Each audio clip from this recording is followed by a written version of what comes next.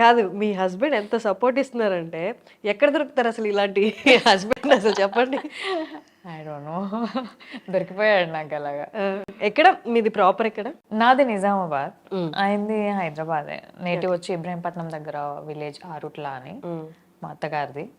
మాది ఇంకా టోటల్ నిజామాబాద్. నా బాన్ బాటప్ ఎడ్యుకేషన్ అంతా నిజామాబాద్. ఓకే. ఎట్లా అరేంజ్డ్ మ్యారేజా? లవ్ మ్యారేజా? Love marriage. అంటే అటు ఇటు ఉన్నారు కదా. నేను V6 వచ్చాను, ఆయన V6లో వర్క్ చేస్తున్నారు. Okay okay.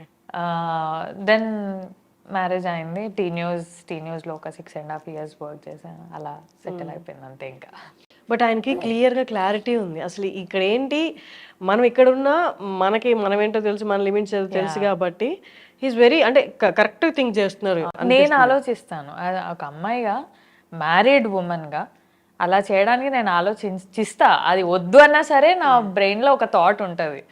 కానీ హీ వాజ్ లైక్, నాకు కదా కావాలి, నువ్వు ఎందుకు ఆలోచిస్తున్నావు అందరి గురించి, నాకు నా వైఫ్ ఇంపార్టెంట్, నాకు తెలుసు కదా, నాకు ఆ క్లారిటీ ఉంది కదా, నీకెందుకు వేరే వాళ్ళ గురించి అంటాడు. అంతే సింపుల్. That's amazing.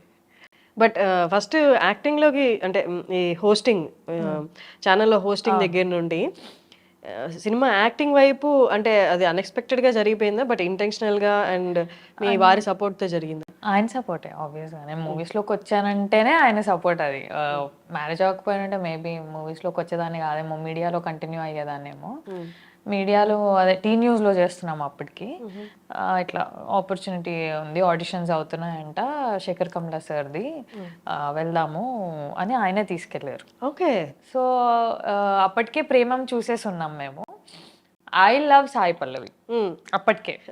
సో నా థాట్ ఎలా ఉందంటే ఇది రావాలి అనేది కాదు, నాకు చిన్నప్పటి నుంచి ఉంది మూవీస్ చేయాలి, యాక్టింగ్ అంటే ఇష్టం.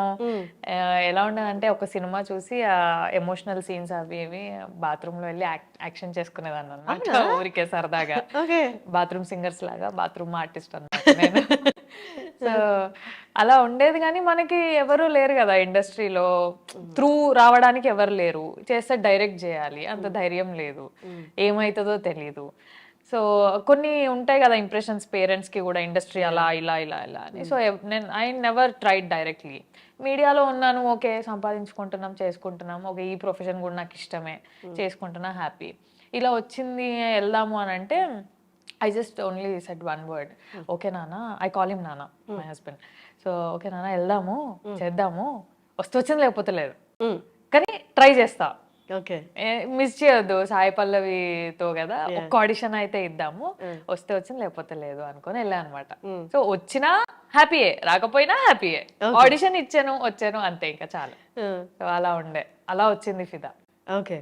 ఫస్ట్ మీడియాలోకి అంటే ఏంటి, మీరు కోర్స్ మాస్ కమ్యూనికేషన్ అలా చేసి మీడియాలోకి లేకపోతే ఇలాగా? ర్యాండమ్గా వచ్చాను నాది BSc ఎలక్ట్రానిక్స్. సో అక్కడ లోకల్ ఛానల్లో వేకెన్సీ ఉంది, ఇలా హైర్ చేసుకుంటున్నారు అని మా క్లాస్ టీచర్ చెప్పారనమాట, అనిత జ్యోతి టీచర్ అని. టీచర్ నోస్ ఎవ్రీథింగ్, మా ఫ్యామిలీ, మా ఫినాన్షియల్ స్టేటస్, నేనేంటి, నేను ఎలా అనేది అన్నీ తెలుసు అనమాట ఆవిడకి. సో ఇలా వెళ్ళు, ఉంది ఓపెనింగ్ ఉంది, పాకెట్ మనీ కన్నా వస్తాయే, వెళ్ళు అని పంపించారు. సో అలా వెళ్తే మీడియాలో వచ్చింది, లోకల్ ఛానల్ మీడియాలో న్యూస్ రీడర్గా వచ్చింది. అది అయిపోయింది. నా గ్రాడ్యుయేషన్ ఫైనల్ ఇయర్ ఎగ్జామ్స్ అవుతున్నప్పుడు ఆ ఛానల్ MD గారు ఉండి, ఇట్లా V6లో వేకెన్సీ ఉందంట, ట్రై చెయ్యు అన్నారు. ఆయనే చెప్పారా? ఆయనే చెప్పారు. Oh that's nice. నాకు ఉండే V6లో తీన్మార్ ప్రోగ్రామ్ అంటే నాకు చాలా ఇష్టం ఉండేది, ట్రై చేయాలి అని ఉండే, but not immediate after graduation. నాకు MSc ఎలక్ట్రానిక్స్ చేయాలని ఉండే. Okay okay. అంటే పర్స్యూ అవ్వాలని లేదు, దాని తర్వాత ఫర్దర్గా వెళ్ళాలని లేదు. I just want that MSc electronics అనేది కావాలి నాకు అని. కానీ ఇమ్మీడియట్గా BSc తర్వాతే వచ్చేసింది జాబ్. అలా నేను V6లోకి ఎంటర్ అయ్యా అంతే. నాకు మాస్ కమ్యూనికేషన్స్ ఇవేం చేయలే నేను. ఓకే. ర్యాండమ్గా పాకెట్ మనీ కోసం జాయిన్ అయ్యి కంప్లీట్ ప్రొఫెషన్ అది అయిపోయింది. That's nice. But me family గురించి చెప్పండి. అంటే మీరు అన్నారు పాకెట్ మనీ కోసమే జాయిన్ అయ్యాను అని, ఒక్కసారి మీ ఫ్యామిలీ బ్యాక్గ్రౌండ్ గురించి ఒక్కసారి.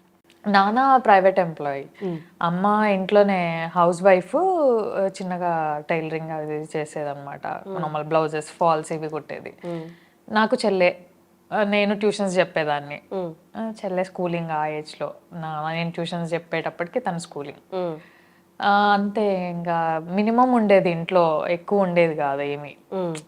వచ్చినవి కూరగాయలకి, దానికి దీనికి. మా అమ్మే అప్పుడు ఇప్పుడు బట్టలు కొని మా పప్పకి తెలియకుండా దాచిపెట్టేది ఉన్న వాటిలో. ఎందుకు ఖర్చు అనే డిస్కషన్ రావద్దు ఇంట్లో, వీళ్ళకి అవసరం వస్తుంది అన్నట్టు కొనిపెట్టేది.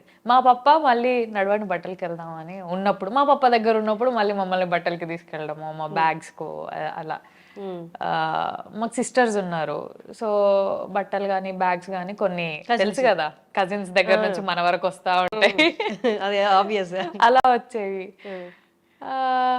మాకు ఇంకా మా అమ్మ నాన్న, నేను పెద్ద అమ్మాయిని కాబట్టి ఇంట్లో మనకు కొంచెం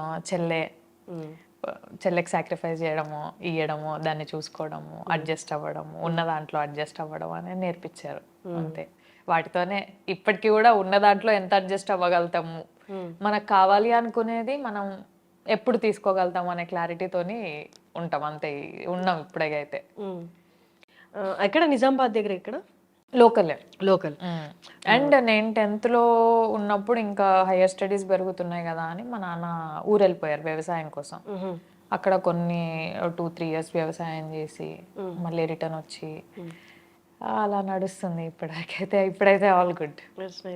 కానీ అక్కడి నుంచి రావడం అనేది, నాది కూడా ప్రాపర్ నెల్లూరు, అంటే నన్ను బేస్ చేసుకుని అడుగుతున్నా. అంటే అక్కడ వేరు, టౌన్లు వేరు, సిటీలు వేరు. టౌన్లో ఉన్నప్పుడు ఇంత అవగాహన లేకపోయినా కొన్ని కోరికలు అయితే ఉంటాయి, కొంతవరకు ఇది కావాలి అది కావాలి, ఒక పొజిషన్లో ఉండాలి అని. నిజామాబాద్ నుంచి వచ్చేటప్పుడు ఏ కోరికలతో వచ్చారు? పెద్దగా ఏమో అనుకోలేదు, V6లో చేయాలి అనేదే ఉండే. కానీ నాకు భయం, నేను ఎప్పుడు నిజామాబాద్ వదిలి బయటికి రాలేదు, చదువుకోవడానికి కూడా రాలేదు, నాట్ ఈవెన్ హాస్టల్. నిజామాబాద్లో అమ్మ దగ్గరే ఉండేదాన్ని. అప్పుడప్పుడు సరదాగా అమ్మ పప్ప ఇట్లా బెదిరించారు అనమాట, హాస్టల్ వేస్తామని. ఏడ్చేసేదాన్ని నేనుండాను హాస్టల్లో, నా వల్ల కాదు అని. కానీ అట్లాంటిది గ్రాడ్యుయేషన్ తర్వాత ఫస్ట్ టైం హాస్టల్లో ఉండాలి, ఆ బెంగ, సిటీలో ఏం తెలీదు, బస్సులు పట్టుకోవాలి, బస్సుల్లో తిరగాలి, ఆ భయం ఉండింది అంతే.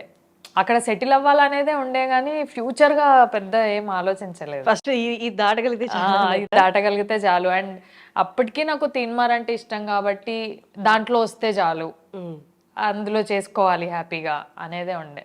అండ్ ఇంకొకటి, మీ హస్బెండ్ కూడా ఈ ఫీల్డ్ లోనే ఉండడం, అండ్ ఆయనకు తెలుసు ఎవరేంటి అనేది, కాబట్టి ఆ సీన్ ఇంపార్టెన్స్ కూడా ఆయనకు తెలిసి ఉంటుంది. ఆ సీన్ జరగకపోతే అసలు సినిమాలో ఆ లీప్ అనేది వచ్చేది కాదు. అవును. అండ్ మీరు కొట్టినప్పుడు కూడా ఆయన క్లారిటీ ఉంది, జనాలు అబ్బా కొట్టిందిరా ఫైనల్లీ అన్న ఫీల్ రాదు ఆ సీన్ జరగకపోతే. అవును. సో ఆయనకు ఆ క్లారిటీ ఉంది కాబట్టి నేను ఓకే. నాకు ఎండ్ ఆఫ్ ద డే నాకు మా husband word important, so he pushed me forward, నేను వెళ్ళిపోయా ఇంకా. అలా అయిపోయింది మొత్తం. ఇంకా దుష్యంత్ని నమ్ముకొని దుష్యంత్ మీద పెట్టేసి okay what ever you say I will do it.